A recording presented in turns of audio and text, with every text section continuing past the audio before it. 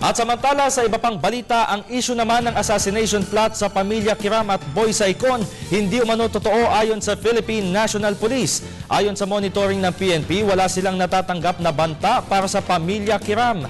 Balikan natin ang report ni Alvin Baltazar. Negatibo sa PNP ang isinawalat ng tagapagsalita ng Sultanate ng Sulu patungkol sa umano'y assassination plot kina Sultan Jamalul Kiram at advisor nitong si Pastor Boy Saicon.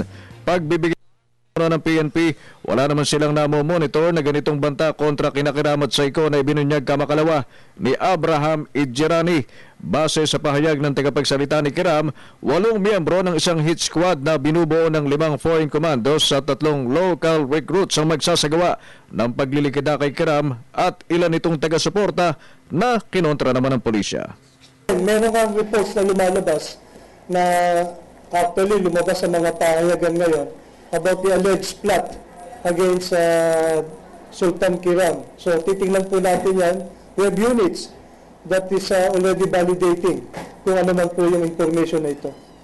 Pero bagamat lumabas sa validation ng PNP na walang matibay na kumpirmasyon sa ngayon upang sabihing totoo ang binulgar ng pagpatay, bukas naman ang liderato ng pambansang pulisya na bigyan ng seguridad ang mga sinasabing subject ng assassination plot. Ganun pa man, kailangan anya itong dumaan sa kaukulang proseso.